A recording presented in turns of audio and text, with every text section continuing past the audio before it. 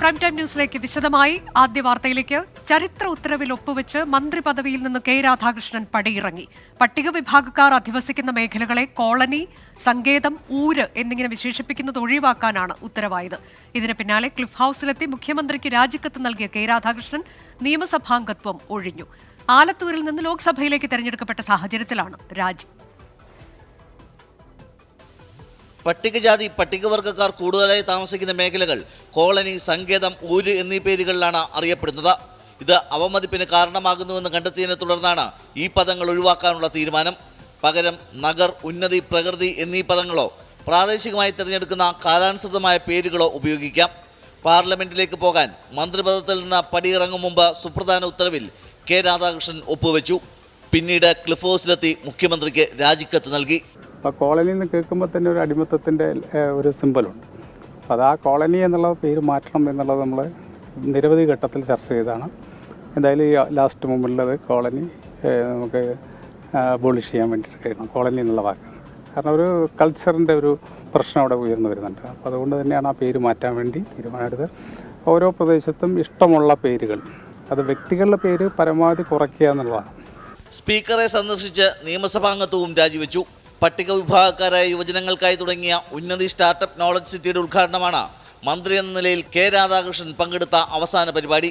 K Radhakrishnan കൈകാര്യം ചെയ്തിരുന്ന പട്ടികജാതി പട്ടികവർഗ പാർലമെന്ററി കാര്യ ദേവസ്വം വകുപ്പുകൾ തൽക്കാലം മുഖ്യമന്ത്രി ഏറ്റെടുക്കും.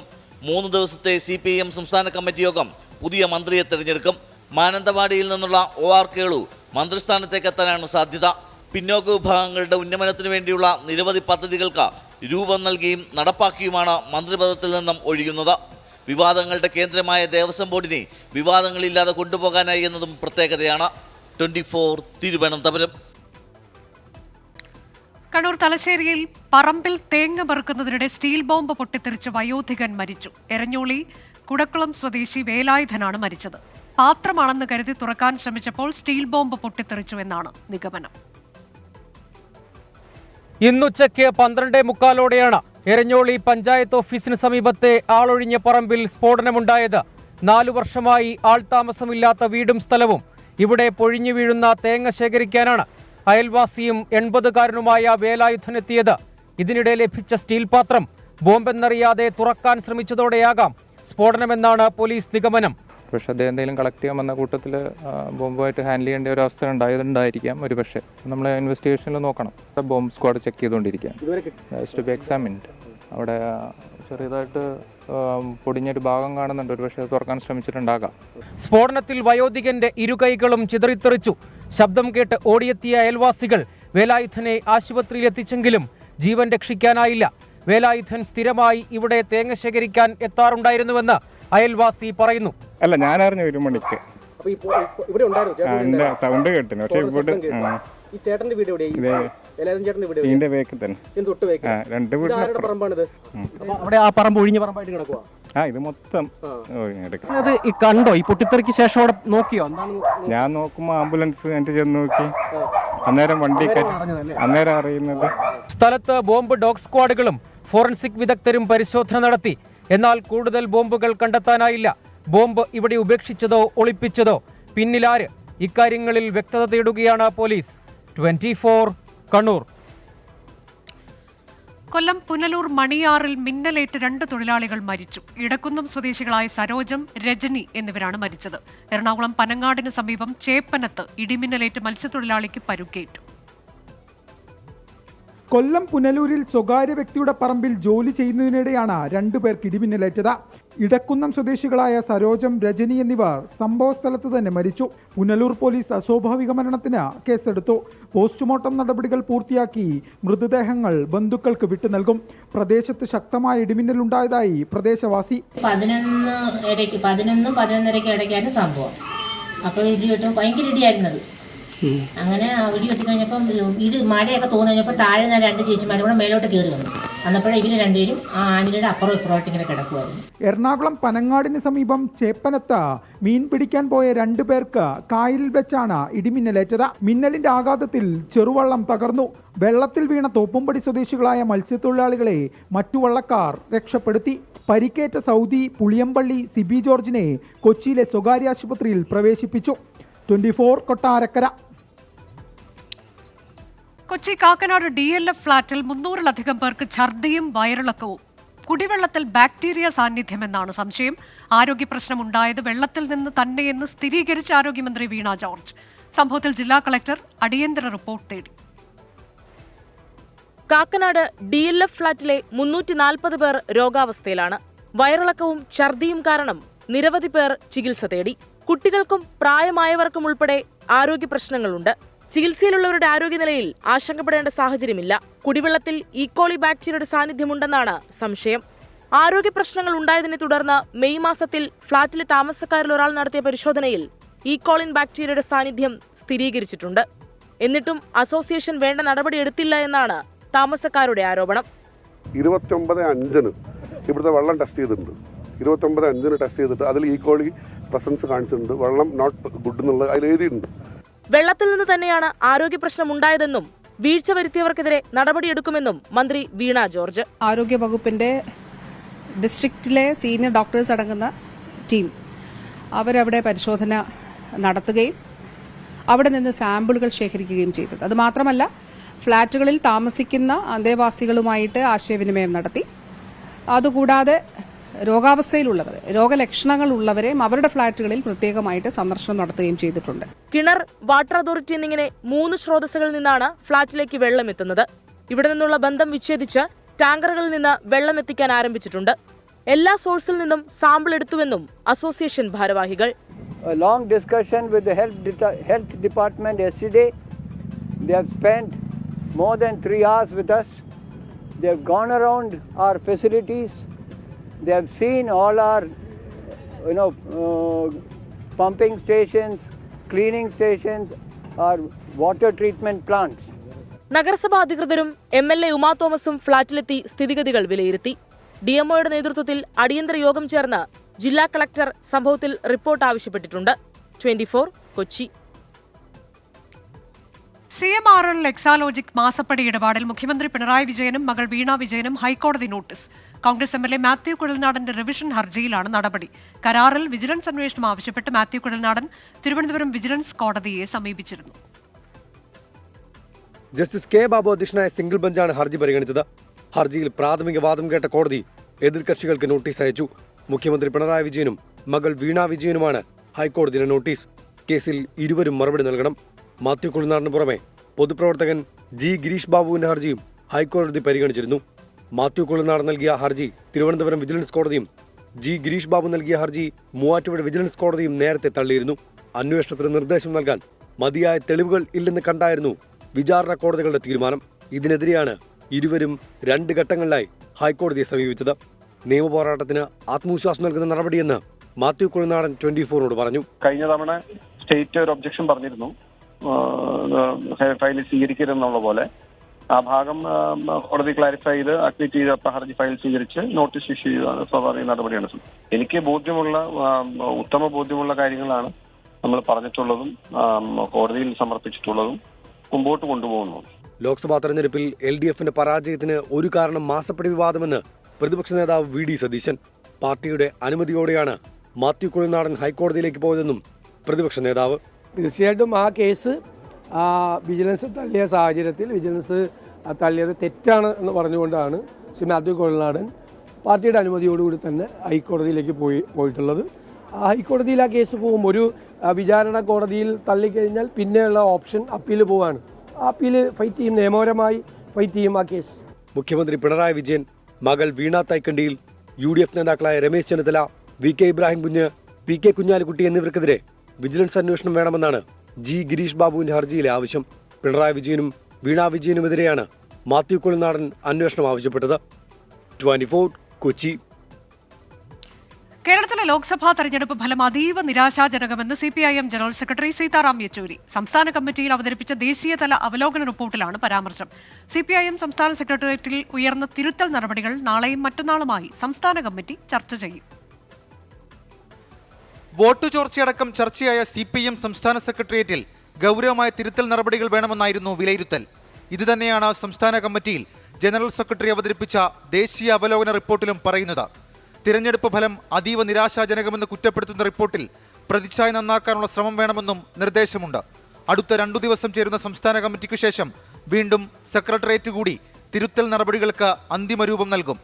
ഈഴവ വോട്ടുകളിൽ വിള്ളലുണ്ടായെന്നും മുസ്ലിം ക്രിസ്ത്യൻ വിഭാഗങ്ങളിലെ വോട്ടുകൾ അനുകൂലമായില്ലെന്നുമാണ് സംസ്ഥാന സെക്രട്ടേറിയറ്റിലെ പ്രധാന അഭിപ്രായങ്ങൾ. സർക്കാർ ജനക്ഷേമ പദ്ധതികൾക്ക് കൂടുതൽ ഊന്നൽ നൽകണമെന്നും സാമ്പത്തിക പ്രതിസന്ധി ഉണ്ടാക്കുന്ന വൻകിട പദ്ധതികൾ വേണ്ടെന്നും വിലയിരുത്തലുകളുണ്ടായി.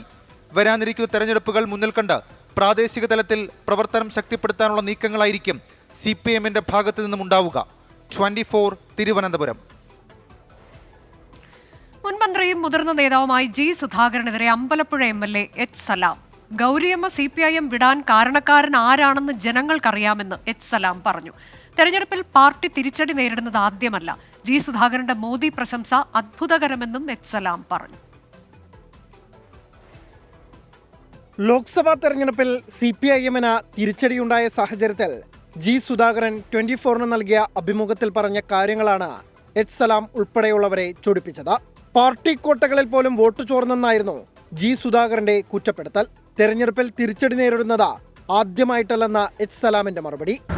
ആലപ്പുഴ ജില്ലയിലെ കമ്മ്യൂണിസ്റ്റ് രാഷ്ട്രീയത്തിന് വലിയ ആഘാതം ഉണ്ടാകുന്ന സമയം എന്ന് പറയുന്നത് ബഹുമാനായ ഗൗരിയമ്മ പാർട്ടി നിൽക്കുന്ന ഒരു സമയം, തലക്കടിക്കുന്ന പോലെയുള്ള ആഘാതം ഉണ്ടായൊരു സന്ദർഭമാണ്.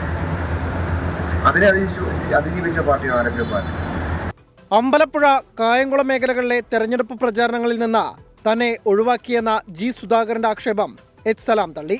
KR ഗൗരിയമ്മ CPIM വിടാനുള്ള കാരണം ആരാണെന്ന് ആലപ്പുഴയിലെ ജനങ്ങൾക്കറിയാമെന്നും അത്തരം കാര്യങ്ങൾ അന്വേഷിച്ചു പോയാൽ പലതും പറയേണ്ടി വരുമെന്നും സലാം. നരേന്ദ്രമോദി ശക്തനായ നേതാവാണെന്ന G. സുധാകരന്റെ പരാമർശത്തിലും വിമർശനം. കഴിഞ്ഞ നിയമസഭാ തെരഞ്ഞെടുപ്പിൽ H. സലാമിനെ തോൽപ്പിക്കാൻ ശ്രമിച്ചെന്ന പരാതിയിൽ G. സുധാകരനെ പാർട്ടി താക്കീത് ചെയ്തിരുന്നു. പിന്നാലെ സംസ്ഥാന കമ്മിറ്റിയിൽ നിന്ന് ഒഴിവായ G. സുധാകരൻ നിലവിൽ CPIM അംഗം മാത്രമാണ്. 24 ആലപ്പുഴ.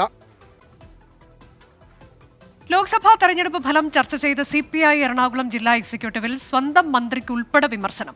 സംസ്ഥാന സർക്കാർ പരാജയമാണ് എന്നതിന് തെളിവാണ് തെരഞ്ഞെടുപ്പ് ഫലം. മന്ത്രി GR അനിലും ഭക്ഷ്യവകുപ്പും നാടിന് നാണക്കേടാണ്. ധനമന്ത്രി ഉൾപ്പെടെ ഒരു മന്ത്രിയെക്കൊണ്ടും ജനത്തിന് പ്രയോജനമില്ല. സർക്കാർ തെറ്റ് തിരുത്താൻ തയ്യാറായില്ലെങ്കിൽ വലിയ വില നൽകേണ്ടി വരുമെന്നും ജില്ലാ എക്സിക്യൂട്ടീവിൽ വാദങ്ങൾ ഉയർന്നു. കേരളത്തിൽ നിന്ന് രാജ്യസഭയിലേക്ക് ഒഴിവ് വന്ന 3 സീറ്റുകളിലും സ്ഥാനാർത്ഥികൾ എതിരില്ലാതെ തെരഞ്ഞെടുക്കപ്പെട്ടു. LDF ഘടകകക്ഷികളായ CPIയുടെ PP സുനീർ, കേരള കോൺഗ്രസ് എമ്മിന്റെ ജോസ് കെ മാണി, UDF-ലെ മുസ്ലിം ലീഗിന്റെ അഡ്വക്കേറ്റ് ഹാരിസ് ബീരാൻ എന്നിവരാണ് രാജ്യസഭയിലേക്ക് തെരഞ്ഞെടുക്കപ്പെട്ടത്. നിയമസഭയിലെ അംഗബലം അനുസരിച്ച് ഇടതുമുന്നണിക്ക് 2 പേരെയും UDF-ന് ഒരാളെയും വിജയിപ്പിക്കാൻ സാധിക്കും. സ്വതന്ത്ര സ്ഥാനാർത്ഥിയായ സേലം സ്വദേശി ഡോക്ടർ പത്മരാജന്റെ പത്രിക സൂക്ഷ്മ പരിശോധനയിൽ തള്ളി. ഇതോടെ മത്സരരംഗത്ത് മുന്നണി സ്ഥാനാർത്ഥികളായ 3 പേർ മാത്രമായി. നാമനിർദ്ദേശ പത്രിക പിൻവലിക്കാനുള്ള സമയപരിധി ഇന്ന് 3 മണിക്ക് അവസാനിച്ചതോടെ മരണാധികാരിയായ നിയമസഭാ special secretary Shaji C. Baby വിജയികളെ പ്രഖ്യാപിക്കുകയായിരുന്നു. പുതിയ പാർട്ടി രൂപീകരിക്കുമെന്ന് JDS കേരള ഘടകം. ജനതാദൾ S എന്ന പേര് ഉപേക്ഷിച്ചു. BJPക്കൊപ്പം നിന്ന് പ്രവർത്തിക്കുന്ന പാർട്ടിയുടെ ഘടകമായി അറിയപ്പെടാൻ ആഗ്രഹിക്കുന്നില്ലെന്ന് മാത്യു T. തോമസ് പറഞ്ഞു. RJDയിൽ ലയിക്കാൻ ആലോചിച്ചിട്ടില്ല. നിയമപരമായ കാര്യങ്ങൾ കൂടി പരിശോധിച്ച ശേഷം പുതിയ പാർട്ടി പ്രഖ്യാപിക്കുമെന്ന് മാത്യു T. തോമസ് വ്യക്തമാക്കി. വീണ്ടും പ്രൈം ടൈം ന്യൂസിലേക്ക്. പ്രിയങ്ക ഗാന്ധിയുടെ സ്ഥാനാർത്ഥിത്വ പ്രഖ്യാപനത്തിന് പിന്നാലെ വയനാട്ടിൽ ഉപതെരഞ്ഞെടുപ്പ് ഒരുക്കം ഊർജിതമാക്കി കോൺഗ്രസ്. ജൂലൈ 2-ാം വാരം രാഹുൽ ഗാന്ധിയും പ്രിയങ്ക ഗാന്ധിയും മണ്ഡലത്തിലെത്തും. വനിതയെ മത്സരിപ്പിക്കാനുള്ള UDF തീരുമാനത്തെ സ്വാഗതം ചെയ്യുന്നതായി CPI നേതാവ് ആനി രാജ പ്രതികരിച്ചു. കോൺഗ്രസിലെ കുടുംബാധിപത്യം പൂർണ്ണമായെന്ന് BJP സംസ്ഥാന അധ്യക്ഷൻ K. സുരേന്ദ്രൻ കുറ്റപ്പെടുത്തി. വയനാട്ടിലേത് പ്രിയങ്ക ഗാന്ധിയുടെ കന്നി മത്സരം. രാഹുലിന് പകരക്കാരിയായി പ്രിയങ്ക വരുമ്പോൾ അത് ചരിത്രമാക്കാൻ ഒരുങ്ങുന്നു UDF. ഉപതെരഞ്ഞെടുപ്പായതിനാൽ സ്ഥാനാർത്ഥി കൂടുതൽ സമയം മണ്ഡലത്തിലുണ്ടാകും. അതിനാൽ തന്നെ വോട്ടുകളുടെ എണ്ണമേറുമെന്ന UDF-ന്റെ പ്രതീക്ഷ. 5 ലക്ഷം വോട്ടുകളുടെ ഭൂരിപക്ഷം ഉണ്ടാക്കാനാകുമെന്നാണ് നേതാക്കളുടെ കണക്കുകൂട്ടൽ. ജനാധിപത്യത്തിൽ 2ാം ഇന്ദിരാഗാന്ധി ജനിച്ചു എന്നുവരെ പ്രഖ്യാപനം. 2ാം ഇന്ദിരയുടെ ജനാധിപത്യ ജന്മം വയനാട് നൽകാൻ പോവുകയാണ്. പ്രിയങ്ക ഗാന്ധി വരവും പ്രിയങ്ക ഗാന്ധിയുടെ പ്രചരണങ്ങളും വയനാട്ടുകാരുടെ വീടും ചെറിയ ചെറിയ കവലകൾ ഉൾപ്പെടെ ഉത്സവത്തോടുകൂടി ആവേശത്തോടുകൂടി അതിനെ സ്വീകരിക്കും.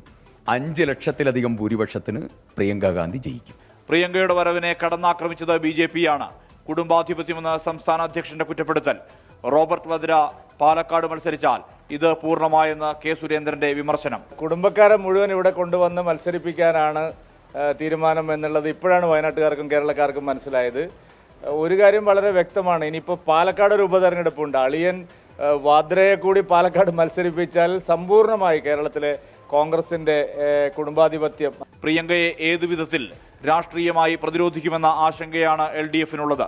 സംസ്ഥാനത്തുടനീളമുണ്ടായ തിരിച്ചടിയിൽ നിന്ന് കരകയറാൻ കഴിഞ്ഞിട്ടില്ല. പാലക്കാടും ചേലക്കരയിലും ഉപതെരഞ്ഞെടുപ്പ് നടക്കുമ്പോൾ പ്രിയങ്കയുടെ വരവ് സ്വാധീനിക്കാൻ ഇടയുണ്ടോ എന്ന ഇടത് ആശങ്ക. സ്ത്രീ പരിഗണനയെ അഭിനന്ദിക്കുകയാണ് രാഹുൽ ഗാന്ധിയോട് പരാജയപ്പെട്ട ആനി രാജ. ദേശീയതലത്തിൽ ഫാസിസ്റ്റ് വിരുദ്ധ നീക്കത്തിന് കരുത്തു പകരുന്നതാകും പ്രതിപക്ഷ നിരയെന്നും ആനി രാജ. പ്രതിപക്ഷ നിരയിൽ എത്ര MP-മാരുടെ എണ്ണം കൂടുന്നുവോ അത്രയും ശക്തി ഈ ഫാസിസത്തിന്റെ വർഗീയ ഫാസിസത്തിനെതിരായ പോരാട്ടത്തിന് ലഭിക്കുമെന്നുള്ളതാണ് എൻ്റെ അർത്ഥം. കെ സുരേന്ദ്രനും ആനി രാജയും രാഹുലിന് സമാനമായി പ്രിയങ്കയ്ക്ക് എതിരാളികളാകുമോ എന്നാണ് ഏവരും കൗതുകത്തോടെ നോക്കുന്നത്. 24 വയനാട്. ഉചിതമായ സമയം വരുമ്പോൾ താനും പ്രിയങ്ക ഗാന്ധിക്കൊപ്പം പാർലമെന്റിൽ ഉണ്ടാകുമെന്ന് ഭർത്താവ് റോബർട്ട് വദ്ര. വയനാട് മണ്ഡലത്തിൽ പ്രിയങ്ക ഗാന്ധി മത്സരിക്കുന്നതിന് എല്ലാ പിന്തുണയും താൻ നൽകുന്നു. രാഷ്ട്രീയത്തിൽ ഇറങ്ങാൻ പ്രിയങ്കയെ സജീവമായി പ്രോത്സാഹിപ്പിച്ചിരുന്നുവെന്നും റോബർട്ട് വദ്ര പറഞ്ഞു. My thought was definitely that I would like to see her in Parliament, and as everybody demanded that that you should be, for me to be in Parliament, I always maintained that I would like to see Priyanka in Parliament before me, and then I can follow whenever is the right time. But I'm very happy that she's going to be fighting from Wayanad, and I hope the people give her a very good mandate. NEET പരീക്ഷാ വിവാദത്തിൽ national testing ഏജൻസിക്ക് supreme കോടതിയുടെ രൂക്ഷ വിമർശനം. അശ്രദ്ധയുണ്ടായാൽ അത് സമഗ്രമായി കൈകാര്യം ചെയ്യണം, വീഴ്ച അംഗീകരിച്ച് തെറ്റ് തിരുത്തണമെന്നും സുപ്രീം കോടതി വ്യക്തമാക്കി. ചോദ്യപേപ്പർ ചോർച്ചയിൽ ബീഹാർ സാമ്പത്തിക കുറ്റാന്വേഷണ വിഭാഗം കൂടുതൽ പേരെ ഇന്ന് ചോദ്യം ചെയ്യും. തിരുവനന്തപുരത്തെ ഇൻസ്റ്റഗ്രാം ഇൻഫ്ലുവൻസറായ പെൺകുട്ടിയുടെ മരണത്തിൽ ആത്മഹത്യാ പ്രേരണ കുറ്റം ചുമത്തി കേസെടുക്കും. സുഹൃത്തിന്റെ മാനസിക പീഡനം ആത്മഹത്യയ്ക്ക് കാരണമായെന്നാണ് പെൺകുട്ടിയുടെ മാതാവ് പോലീസിന് മൊഴി നൽകിയത്.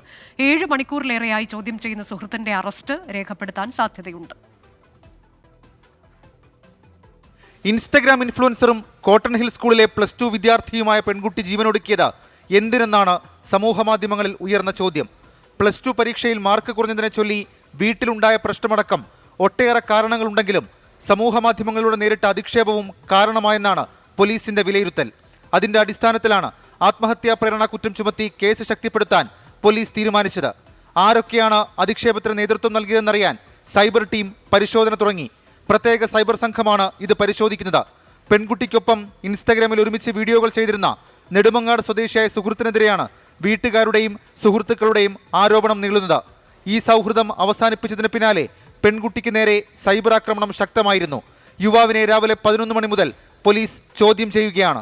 24 തിരുവനന്തപുരം. വീണ്ടും പ്രൈം ടൈം ന്യൂസിലേക്ക്. ഹജ്ജ് കർമ്മങ്ങൾ അവസാനിപ്പിച്ച് തീർത്ഥാടകർ മിനായിൽ നിന്ന് മടങ്ങി തുടങ്ങി. പകുതിയോളം തീർത്ഥാടകർ നാളത്തെ കല്ലേറ് കർമ്മത്തിൽ പങ്കെടുക്കും. ഇന്ന് ഉച്ചയ്ക്ക് ശേഷം മീനായിലെ ജംറകളിൽ കല്ലെറിഞ്ഞ് ഹജ്ജ് തീർത്ഥാടകരിൽ ഭൂരിഭാഗവും കർമ്മങ്ങൾ അവസാനിപ്പിച്ചു. മീനായിലും അറഫയിലും മുസ്ദലിഫയിലും ഹറം പള്ളിയിലുമായി 5 ദിവസം നീണ്ട കർമ്മങ്ങൾ പൂർത്തിയാക്കി ഈ തീർത്ഥാടകർ മീനായോട് വിട പറഞ്ഞു. ഇന്ന് കർമ്മങ്ങൾ അവസാനിപ്പിക്കുന്നവർ സൂര്യൻ അസ്തമിക്കുന്നതിന് മുമ്പ് മീനായുടെ അതിർത്തി വിടേണ്ടതുള്ളതുകൊണ്ട് ഉച്ചയ്ക്ക് ശേഷം ജംറകളിൽ നല്ല തിരക്ക് അനുഭവപ്പെട്ടു. എന്നാൽ ശക്തമായ സുരക്ഷാ സന്നാഹവും ജംറ പാലത്തിലെ സൗകര്യവും കാരണം തീർത്ഥാടകർ സുഗമമായി കല്ലേർ കർമ്മം പൂർത്തിയാക്കി. കർമ്മങ്ങൾ അവസാനിപ്പിച്ച് മക്കയിൽ നിന്ന് മടങ്ങുന്നവർ വിശുദ്ധ കഅബയെ പ്രദക്ഷിണം വെക്കുന്ന വിടവാങ്ങൽ തവാഫ് നിർവഹിക്കുകയാണ്. അതുകൊണ്ട് തന്നെ ഹറം പള്ളിയിലും നല്ല തിരക്കാണ് ഇപ്പോൾ അനുഭവപ്പെടുന്നത്.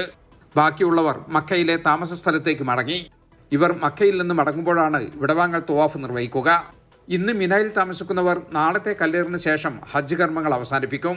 നാളെ വൈകുന്നേരത്തോടെ എല്ലാ തീർത്ഥാടകരും മിനായിൽ നിന്ന് മടങ്ങും. തീർത്ഥാടകർക്കിനി മടക്കയാത്രയുടെ നാളുകളാണ്. ഇന്ത്യൻ ഹജ്ജ് കമ്മിറ്റി വഴിയെത്തിയ തീർത്ഥാടകരുടെ നാട്ടിലേക്കുള്ള മടക്കയാത്ര ഈ മാസം 22-ന് ആരംഭിക്കും. ഹജ്ജിന് മുമ്പ് മദീന സന്ദർശിക്കാത്ത തീർത്ഥാടകരുടെ മദീന സന്ദർശനവും 22-ന് ആരംഭിക്കും. ഹജ്ജ് തീർത്ഥാടകരെ സംബന്ധിച്ചിടത്തോളം ഇനി മടക്കയാത്രയുടെ നാളുകളാണ്. ഹജ്ജിന്റെ ചൈതന്യം ഉൾക്കൊണ്ട് തിന്മകൾ വെടിഞ്ഞ് പുതിയൊരു ജീവിതം കെട്ടിപ്പടുക്കുക എന്ന ലക്ഷ്യത്തോടു കൂടിയാണ് തീർത്ഥാടകരിൽ ഭൂരിഭാഗവും മീനായിൽ നിന്നും മടങ്ങുന്നത്. മീനായിൽ നിന്നും ജലീൽ കണ്ണമംഗലം, 24. സ്പോർട്സ് വാർത്തയിലേക്ക്. ഇന്ത്യൻ ക്രിക്കറ്റ് ടീമിന്റെ പരിശീലക സ്ഥാനത്തേക്കുള്ള അഭിമുഖത്തിന് ഹാജരായി ഗൗതം ഗംഭീർ. നാളെ നടക്കുന്ന അഭിമുഖത്തിന്റെ 2ാം ഘട്ടത്തിന് ശേഷം ഏത് നിമിഷവും ഗംഭീറിനെ പരിശീലകനാക്കിയുള്ള പ്രഖ്യാപനം വരും. യൂറോ കപ്പിൽ ക്രിസ്ത്യാനോ റൊണാൾഡോയുടെ പോർച്ചുഗലിന് ഇന്ന് ആദ്യ മത്സരം. രാത്രി 12:30 നടക്കുന്ന മത്സരത്തിൽ ചെക്ക് റിപ്പബ്ലിക്കാണ് എതിരാളികൾ. തുർക്കി രാത്രി 9:00 ജോർജിയയെ നേരിടും. യൂറോപ്പിന്റെ ചാമ്പ്യൻ പട്ടം വീണ്ടെടുക്കാൻ പറങ്കിപ്പടയിറങ്ങുന്നു. ഗ്രൂപ്പ് എഫിലെ പോരിൽ പോർച്ചുഗലിന്റെ ആദ്യ എതിരാളി ചെക്ക് റിപ്പബ്ലിക്. 2016 ജേതാക്കളായ പോർച്ചുഗൽ കഴിഞ്ഞ തവണ പ്രീ ക്വാർട്ടറിൽ തോറ്റുപുറത്തായി. 2022 ഖത്തർ ലോകകപ്പും ക്രിസ്ത്യാനോ റൊണാൾഡോയും സംഘവും മറക്കാൻ ആഗ്രഹിക്കുന്നു. ബെൽജിയം മുൻ പരിശീലകൻ റോബർട്ടോ മാർട്ടിനസിന് കീഴിൽ തിരിച്ചുവരവിന്റെ പാതയിലാണ് പറങ്കിപ്പട. കഴിഞ്ഞ യൂറോ കപ്പിലെ ടോപ്പ് സ്കോററായ റൊണാൾഡോയുടെ ബൂട്ടുകളിലാണ് ഇത്തവണയും പോർച്ചുഗലിന്റെ ഗോൾ പ്രതീക്ഷകൾ. 6ാം യൂറോ കപ്പിൽ കളിക്കുന്ന 39-കാരനായ റൊണാൾഡോയെ കാത്ത ടൂർണമെന്റ് ചരിത്രത്തിലെ ഏറ്റവും പ്രായം കൂടിയ ഗോൾ വേട്ടക്കാരനെന്ന റെക്കോർഡും കാത്തിരിപ്പുണ്ട്. കഴിഞ്ഞ തവണ റൊണാൾഡോയ്ക്കൊപ്പം ഗോൾഡൻ ബൂട്ട് പങ്കിട്ട പാട്രിക് ഷിക്കിലൂടെ പോർച്ചുഗലിന് തടയിടാമെന്ന പ്രതീക്ഷയിലാണ് ചെക്ക് റിപ്പബ്ലിക്. രാത്രി 9:30 നടക്കുന്ന മത്സരത്തിൽ തുർക്കി ജോർജിയയെ നേരിടും. 2008 യൂറോയിൽ സെമിയിലെത്തിയ പ്രകടനം ആവർത്തിക്കാനാണ് തുർക്കി ഇറങ്ങുന്നത്. ആദ്യ മേജർ ടൂർണമെന്റിൽ അത്ഭുതങ്ങൾ കാണിക്കാമെന്ന പ്രതീക്ഷയിൽ ജോർജിയയും ബൂട്ട് കെട്ടുന്നു. Sports desk 24. Prime time news അവസാനിക്കുന്നു.